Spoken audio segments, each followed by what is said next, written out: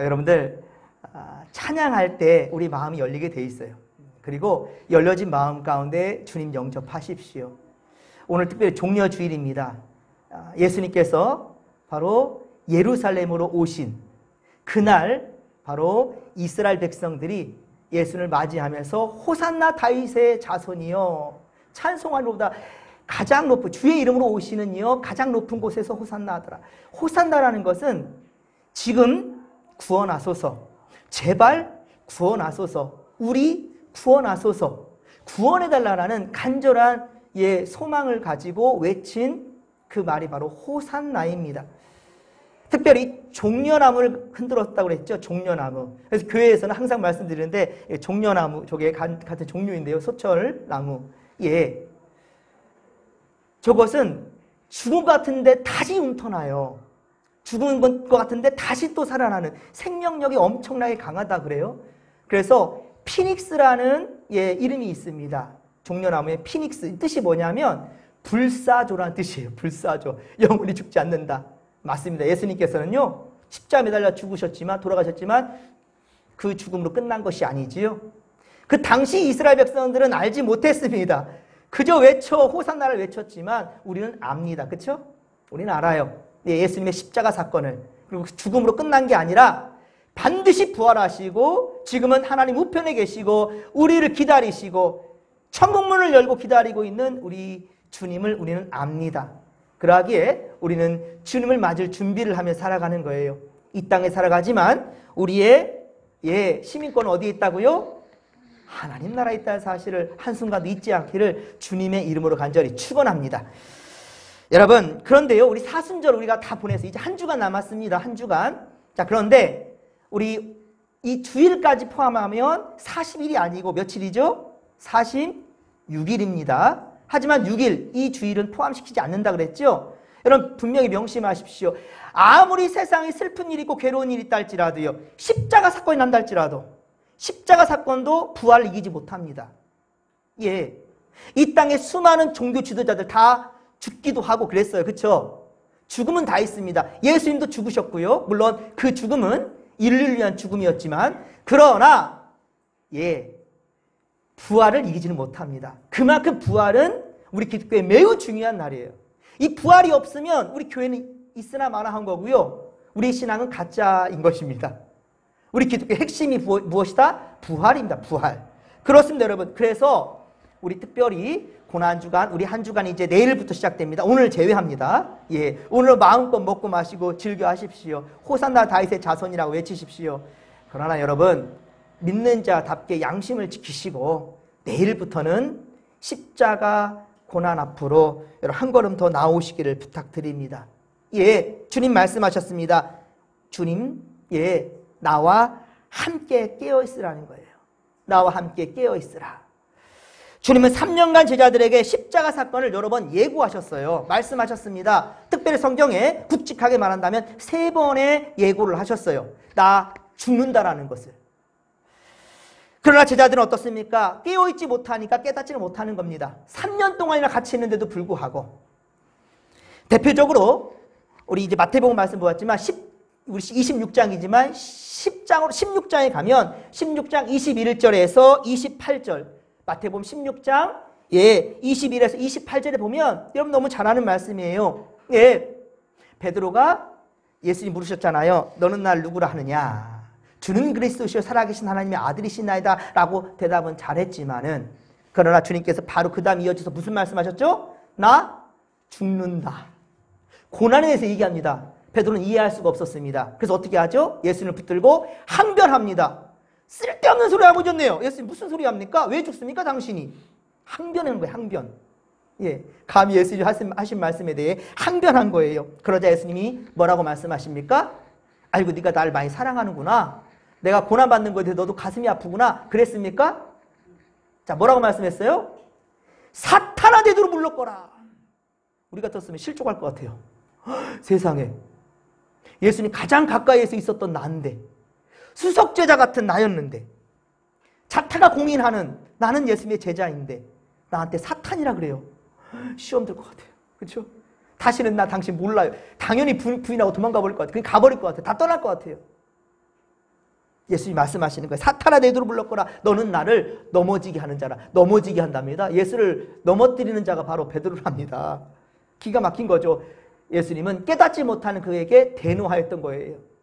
그래도 감사한 거는 여러분 그러십시오. 아무리 상처받고 힘들고 괴로워도요. 절대로 이 제단을 떠나지 마십시오. 베드로가 잘한 것을 본다 한다면 베드로는요. 예수님이 상처받는 말을 들었는데도 성전을 떠나지 않았어요. 예.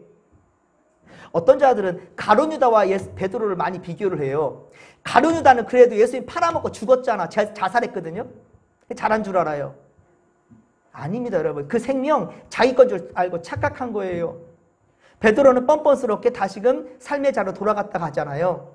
하지만 그 비겁함이 오히려 그를 살게 하고요. 돌아올 기회가 되었다는 것이지요. 부탁드리건대 어떤 상황이 있어도 절대로 이 예배 자리를 이 진목교회와 하나님 맺어주신 것 절대로 떠나지 않기를 주님의 이름으로 축원합니다.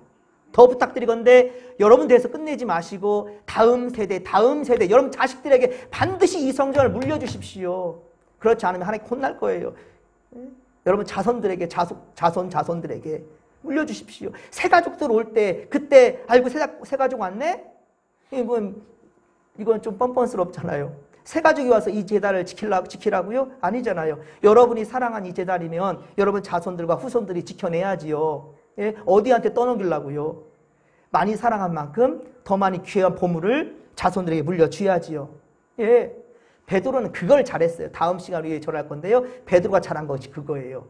뻔뻔스럽고 비겁했고 다 도망갔지만 그런데 한데 모였단 말입니다. 부활의 아침에 전하겠습니다, 여러분. 예. 그 앞에서 뻔뻔한 것처럼 보이지만 아니에요. 잘한 것이었어요. 여러분, 예수님의 이 혼남을 받고도 베드로는 이 예수님 곁을 지켰고요. 그런데 또 변화산 사건이 있었습니다. 마태복음 17장에 보면 예수님이 변화산 사건, 산에 올라가서 변화되는 모습을 특별히 베드로가 봐요. 예, 야고보와 요한도 보았습니다. 예수님 변화된 사건을. 그때 황홀경에 빠진 베드로가 뭐라 합니까? 마태복음 17장 보면 이곳이 좋사오니 초막 셋을 지어서 하나는 주님을 위해, 하나는 모세를 위해, 하나는 엘리야를 위해 사겠나이다. 이게 무슨 말이에요? 현실 안주하겠다는 거죠. 현실에 안주하고 싶은 거죠. 무슨 예수님이 십자가 고난입니까? 아이고 말도 안 되는 소리요. 이것이 좋사오니, 예, 바로 베드로가 현실 안주하겠다는 겁니다. 그러자 예수님이 뭐라 합니까? 마태복음 17장 22에서 23절에 두 번째 순환 예고를 합니다. 두 번째. 장차 사람들 손에 넘겨지고 죽임을 당할 것이라 라고 말씀해 주셨단 말이에요. 나 죽는다니까? 나 죽는단 말이다. 라는 얘기를 하시는 거예요. 그러자 이제 제자들은 예수님의 말에 그 다음 말씀 보면 제자들이 아무런 반응을 하지 않아요. 귓등으로도 안 듣는다는 거죠. 우리 예수님이 지금 무슨 소리 하시나? 괜히 항변했다가 베드로처럼 혼날라고? 아무 말도 하지 말자. 이런 거겠죠. 두 번째 순환 예고 때는 제자들이 아무런 반응을 하지 않습니다. 예, 그러면서 여러분 이 말씀들이 다 제가 전했어요. 일부러 그래서요. 그래서 오늘 이런 겁니다. 지난 마태복음 20장의 포도원 비유 여러분 기억하시죠? 포도원 비유. 이른 아침 6시에, 9시에, 정오 12시에, 오후 3시에, 오후 5시까지 예, 일꾼들을 예수님은 찾으신다는 말이에요. 여러분 절대 포기하지 마십시오. 마지막까지 최선을 다해서 기다리십시오. 기대하십시오. 예, 여러분 늦은 시간이라고 자포하지 않았습니다. 포기하지 않았습니다. 집으로 돌아가지 않았습니다. 계속해서 기다렸습니다. 빈손으로 집으로 돌아갈 것을 오히려 안타까워하는 그들에게 예수님은 은혜를 베푸신다. 그렇죠? 포도원 주인은 똑같이 그들에게 은혜를 베풀어 주었습니다. 그런데 제자들 역시 깨닫지를 못합니다. 뭐 줄란가 보다, 우리에게 좋은 거 줄라나 보다 받을 생각만 하고 있어요. 십자가는 생각하지 않고요. 이제 주님은 최후의 만찬을 하시기 전 마태복음 20장 17에서 19절에 세 번째 순환 예고를 하는데 이번에는 아예 대놓고 십자가 처음 등장합니다.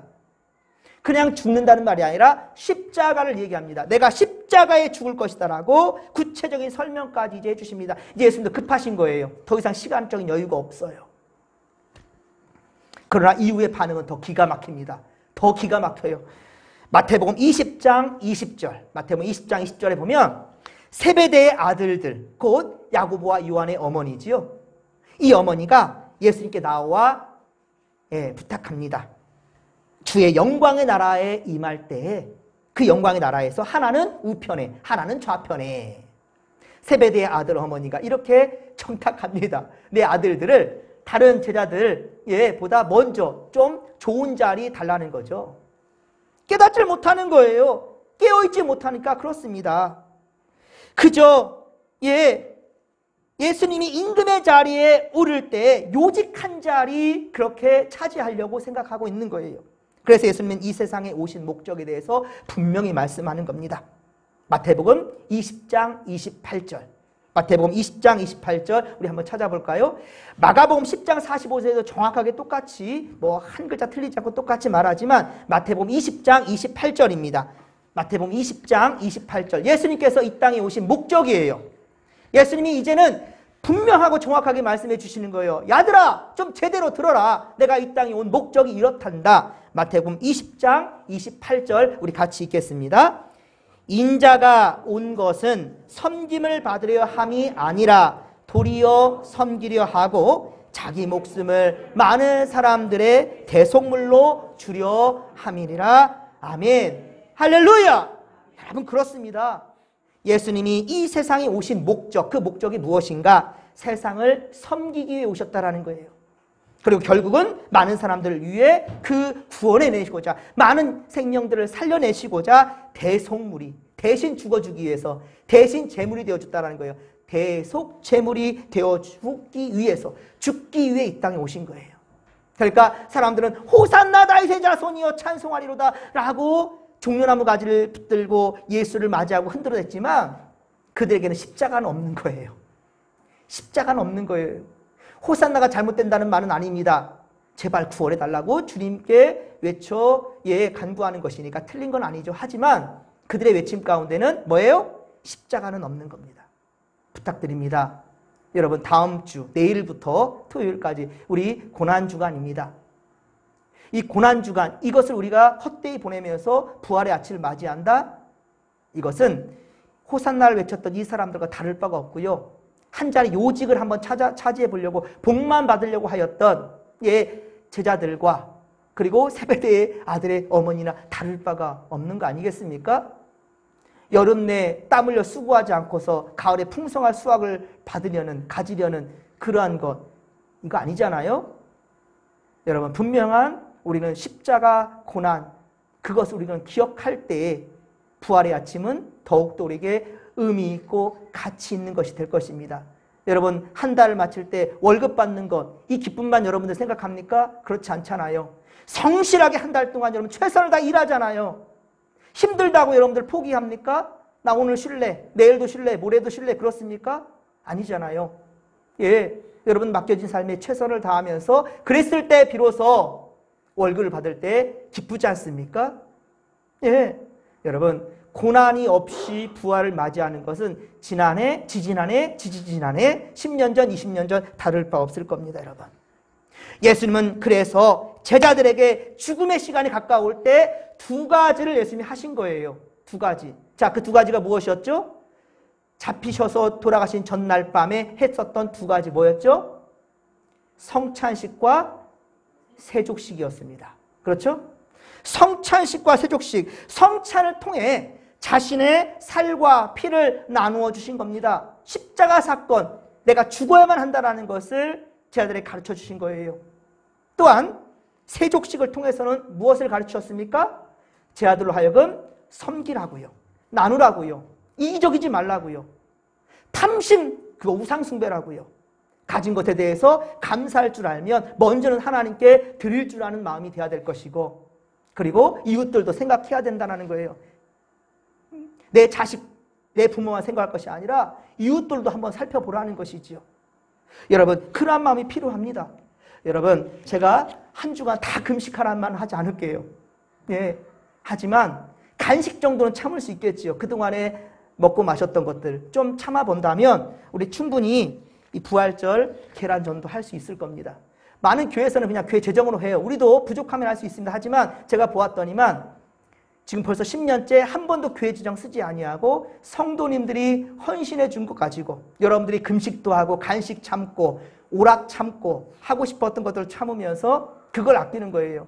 예, 그래서 여러분들 계란 전도 헌금 함께 했을 때 쓰고도 남음이 있어서 오히려 다른 일에 또 돕는 일도 있었어요. 예, 크지 않습니다. 많이 하지 않을게요. 여기다 10만 원, 20만 원 넣지 마십시오. 예, 계란 한 판만큼이라도 내가 한번 감당해 보겠다. 내가 30명 전도하는데 한번 사용해 보겠다. 내가 직접 나가지 못해도 이 전도 훈련 협력에 함께 협력해 보겠다라는 그런 마음이라 한다면 1,000원도 좋고 5,000원도 좋고 10,000원도 좋을 거예요. 우리 지난번에 한번 경험해 보았잖아요. 아프리카에 예, 라면 우리 헌신했잖아요. 이게 지금 소문이 난 거 아십니까? 작은 교회도 할 수 있구나. 교회 지어주는 것만 전도가 아니네. 책 사주고 성경책 사주고 뭐 예, 우물 파주는 것만이 선교가 아니네. 저분들이 행복한 웃음으로 지으지며 주일 예배 드리면서 라면 처음 먹어봤다는 거예요. 아까워가지고 한 젓가락씩 먹는 거 보았습니다. 그때 사진 보여줬잖아요. 그것이 소문이 나가지고요. 지금 우리 아프리카 케냐에 계신 목사님이 그래요. 이것을 많은데 알렸더니만 여기저기 작은 교회들에서 예, 그런 헌금들이 모아져 온다라는 거예요. 그 물꼬를 우리 진목교가 텄다니까요. 할 수 있어요. 근데 왜 안 되는 건지 아십니까? 안 하니까 안 되는 거예요. 안 하니까. 못 하니까 안 하는 게 아니라 안 하니까. 예. 주님이 부탁하실 때 나와 함께 깨어 있으라는 거예요. 이 말씀은 제 아들도 할 수 있다는 거예요. 할 수 있어요. 하지만 깨어 있지 못하니까 나와 상관없는 것처럼 생각하는 거지요. 새벽 예배 저는 평생 한 번도 안 드려요. 나 직장 가면 피곤해서 안 돼요. 누가 모릅니까? 다 피곤하고 힘들어요. 제가 요즘 조금 피곤하고 힘들었더니만 누가 막 터지기 시작하고요. 입술도 막 터지고 막 그러는 거예요. 예.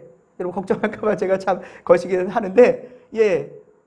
몸에 여기 이상하게 두드러기가 막 나기 시작하는 거예요. 어이구야, 뭐지? 우리 아내한테 말 안 드렸는데 걱정할까봐. 그래서 몰래 병원을 갔는데요. 피곤하니까, 예. 참 몸에 이기지 못하니까 그런 것 같아요. 조금 쉬라는 거예요. 다 안다니까요. 누구든지. 다윗도 사람이었고 모세도 사람이고요. 여러분 바울도 사람이네요. 예, 사람이에요. 베드로 사람이에요. 그러니까 야, 좀 깨어있으니까 다 졸잖아요. 그것도 예수님이 3번이나 왔어요. 야, 제발 좀 나와 함께 깨어있어라. 제 아들 다 데리고 올라갔어요. 제 아들 다 데리고 올라갔는데 좀 더 그래도 베드로가요 했던 말이 있거든요. 자, 우리 앞에 잠깐 볼까요? 26장 35절 보세요. 26장 35절. 베드로가 한 말이에요, 여러분. 같이 한번 읽어봅시다. 시작. 베드로가 이르되 내가 주와 함께 죽을지언정 주를 부인하지 않겠나이다 하고 모든 제자도 그와 같이 말하니라. 아멘. 말은 잘해요. 여러분 이 시간 여러분들 모습으로 돌아보십시오. 말 잘했잖아요. 찬양, 기도, 예배 여러분들 다 드리고 다 하잖아요. 하지만 여러분 결전의 순간 가운데서는 여러분 어떻습니까?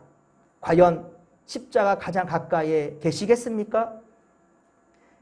예수님은 그나마 기대했던 것 같아요. 이렇게 말했던 베드로를 좀 더 가까이에, 예, 좀 더 가까이에 두었습니다. 다 다른 제자들 있지만 그나마 예, 베드로와 그리고 세베대 아들 두 아들 37절 보시면 베드로와 세베대의 두 아들을 데리고 좀 더 가까이 좀 예, 오겠게 한 거예요. 어때요? 그래도 이들은 좀 더 깨어있어 나와 함께 기도하겠지라고 생각을 한 거죠. 예, 나와 함께 있자. 38절 보십시오. 예수 이렇게까지 말씀하세요. 38절. 이에 말씀하실 때 내 마음이 어떻다고요? 매우 고민하여 죽게 되었으니 너희는 여기 머물러 나와 함께 깨어있으라. 여러분, 예수님이 공생의 3년 동안 제자들에게 부탁한 것은 이게 처음입니다. 물론 나중에 베드로에게, 요한에게 어머니를 부탁하기도 했지만 예수님이 명령이 아니야. 부탁한 거예요. 예수님이 제자들에게 부탁한 것은 마지막이었어요. 이것이었습니다. 얘들아, 내가 지금 죽게 되었단다. 내가 너무 힘들단다. 너희는 여기 머물러 나와 함께 깨어 있으라. 예수님 부탁해 본 적 없어요. 이거 처음입니다. 그러면 여러분은 어떨 것 같아요? 여러분이라면 어떻게 하겠어요? 3년 동안 함께 했고요. 병자들 올 때마다 예수는 한 번도 내친 적이 없어요. 제 병든 사람들 오면 밤 늦은 시간까지 이 병자들을 위했어요. 그러다 보니까 잠이 너무 피곤해가지고요. 태풍이 몰아치는데 배가 흔들리는데도 예수님 골아 떨어졌어요. 예수님 사람이에요. 사람으로 오셨어요. 사람 몸으로 있고. 찔르면 아파요. 예. 배고프면 배고파요. 슬프면 눈물 흐릅니다. 요한복음 11장에 보면 바로 누가 죽었어요? 나사로가 죽었어요. 예수님 어떻게 했죠? 눈물을 흘렸다고 그랬어요. 나사로야, 나사로야. 예수님이셔요. 예수님은 우리의 인성 또한 가지고 계신 분이십니다. 예수님이 정말로 제자들에게 부탁하는 것 그렇단다면 제자들이 캐치했어야죠. 아, 예수님이 오죽하면 우리들에게 이런 부탁을 했을까 하실까? 이해는 되지 않을 거예요. 뭐 성찬식을 하고 세족식을 하는 거는 그래도 이해하겠지요. 내가 선생과 스승이 되어 너희 발을 씻겼으니 너희도 서로 발을 씻겨주어라. 예수님 말씀하시니까 요한복음 13장에 보면 세족식 때. 그러니까 그래도 이 말은 알겠지만 성찬은 좀 이해할 수 없어요. 예수님의 이게 살이야? 이게 피야? 이게 뭐지? 근데 고민을 해봤어야죠. 예수님이 3번이나 얘기했으니까요. 예? 구체적으로 또 십자가의 고난을 얘기했으니까 예수님 왜 돌아가시지? 아, 이사야의 말씀을 보니까 이사야 53장에 보니까 예수님이 바로 메시아가 우리의 죄와 허물 때문에 죽는다고 하셨어. 왜 예수님이 이 땅에 오셨을까? 이런 부분들 좀 고민을 하면서 그들이 깨닫는 자리에 갔다 한다면 얼마나 좋았을까요? 하지만 그들이 깨어있지 못하니까 이렇게 쿨쿨 잠만 자고 있었던 거예요. 40절에 보십시오. 제자들에게 오사 그 자들 어떻게 하는 거예요? 그들이 다 어떻게 했어요? 자는 것을 보시고. 조는 수준이 아니에요. 조는 수준이 아닙니다. 그냥 자고 있습니다. 잤어요. 그것도 3번씩이나 42절 2번째, 44절 3번째. 3번이나 걸쳐서 예수님께서 그렇게 기도하다 오시면 또 자고 있고 기도하고 오다 보면 또 자고 있고. 너무한 것 같지 않아요, 여러분? 네? 여러분이 예수님의 제자를 한다면 예수님의 이 부탁을 받고 이렇게 졸고 있겠습니까? 아니, 자고 있겠습니까? 졸다가도 아이고 예수님 나 안 잤어요. 나 안 졸았어요. 나 안 졸았어요. 나 안 졸았어요. 이래야 될 거 아니겠어요? 민망해서라도. 그런데 이들한테는 최소한 인간적인 그러한 마음조차 없는 것 같으니 참으로 안타까운 거예요. 예. 여러분, 금방 거짓이 될 것을 알면서 예수님 믿어주셨잖아요. 그렇기 때문에 가장 가까이에 베드로를 두었잖아요. 오늘 밤 다 굴기 전에 내가 3번 나를 부인할 것이라 34절에. 그렇죠?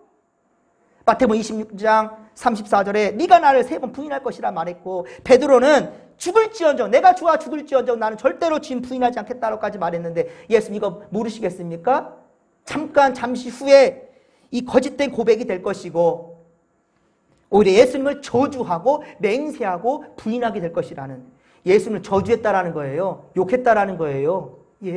이렇게 예수님을 부인하게 될 것이라는 것을 예수님이 아신다니까요. 26장 69절에서 75절까지 예언한 대로 그대로 예수님이 말씀하셨어요. 네가 날 3번 부인할 거라. 닭이 울기 전에. 이게 69에서 75절까지의 모습입니다, 여러분.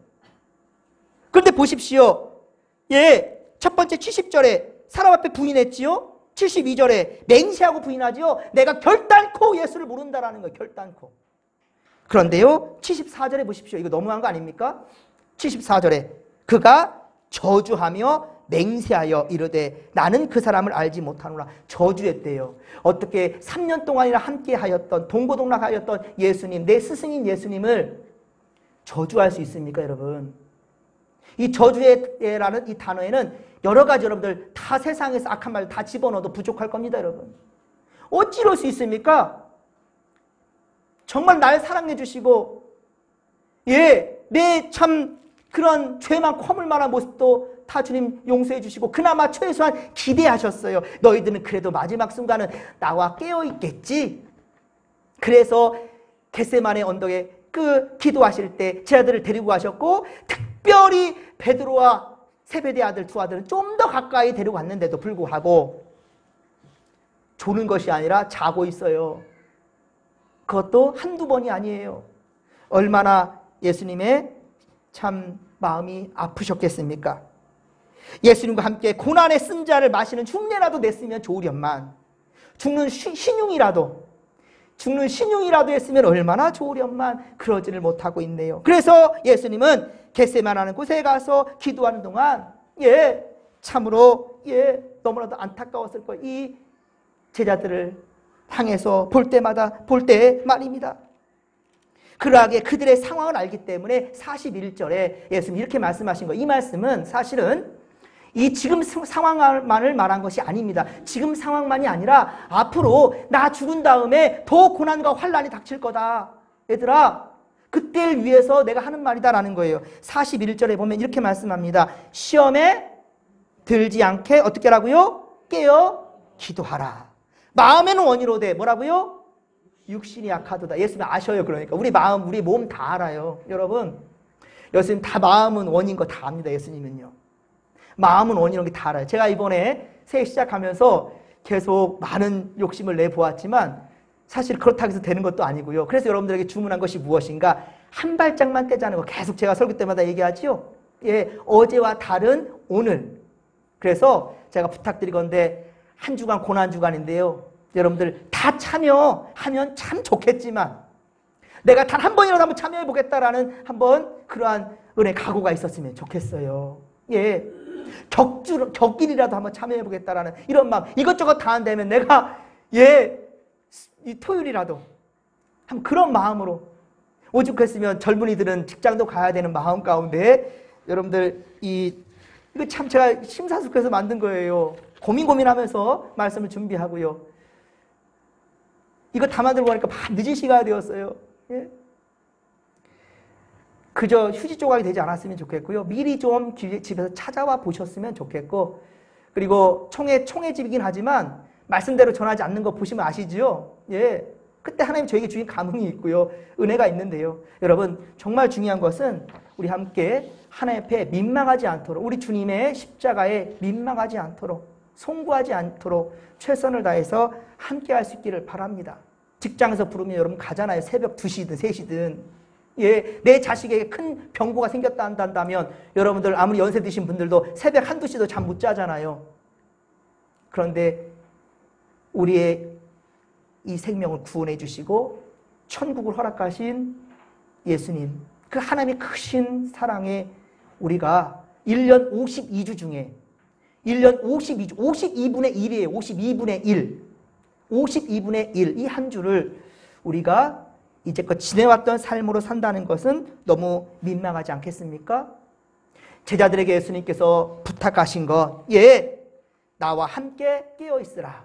이 부탁은 오늘 우리에게 주시는 주님의 부탁입니다. 제자들에게 단 한 번도 부탁하지 않았습니다. 하지만 자신을 위해서 부탁하지 않았다는 거예요. 자신을 위해서. 그런데 자신의 신병을 위해서, 자신을 위해서 기도해달라고, 깨어있으라는 건 기도해달라는 거잖아요. 그렇게 예수님의 부탁하셨어요. 오늘 바로 우리에게 이러한 부탁을 하시는 주님이십니다.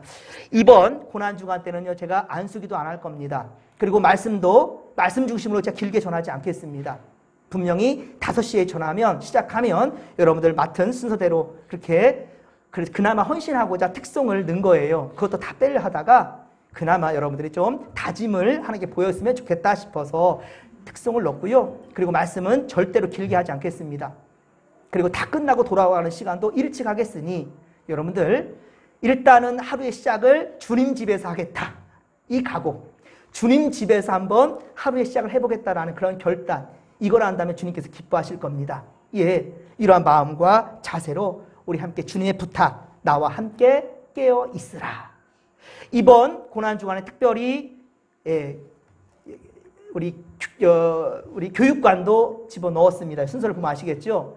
어쩌면 매 새벽마다 예배드리는 곳이 교육관인데, 그래서 특별히 금요일까지만을 고난주간으로 많이 하거든요. 무덤에 있는 시간은 조용히 보내는 그런 때인데요. 그래도 일부러 넣었던 것은 그곳이 바로 기도하는 처소인데, 어떻게 보면 가장 많은 기도를 하는 곳인데, 그래서 그곳을 순서지에 넣었다라는 것도 여러분 아시고요. 함께 동참해 주시기를 간곡히 부탁드립니다. 그러면 부활의 아침은 그 맛이 다를 겁니다.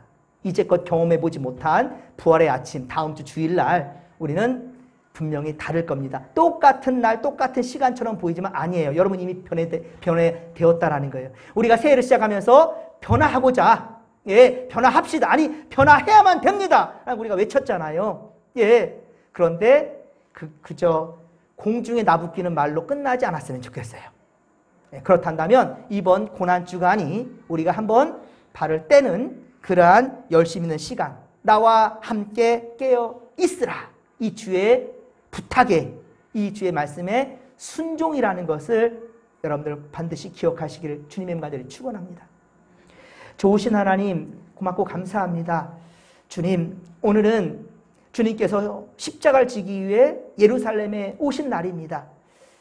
왕이라면 말이라고 타고 왔을 텐데 하나님 겸손한 우리 주님, 스가랴 9장 9절에 말씀했던 것처럼 나귀 새끼를 타고 예수님은 오셨습니다. 그때 그 사람들은 호산나 다윗의 자손이라고, 호산나 제발 구원해 달라 했지만 십자가는 이해하지 못했고 깨닫지도 못했습니다. 깨어있지 못했기 때문에 제자들조차 몰랐는데, 하지만 예수님 마지막까지 제자들에게 부탁해 주신 것, 나와 함께 깨어있으라. 주여, 우리가 이번 한 주간 동안은 진정 주님과 함께 깨어있기를 원합니다. 십자가로 한 걸음 한 걸음 더 가까이 나아가겠습니다. 이렇게 경험한 우리는 부활의 아침 분명히 다른 그날을 맞이할 것이고, 남은 올 한 해는 분명 우리에게 새로운 변화 역사가 있는 해가 될 줄로 믿습니다. 할렐루야! 함께하여 주시옵소서. 모든 것 주께 의지하며 감사드릴 때 거룩하신 예수님의 이름으로 기도하옵나이다. 아멘.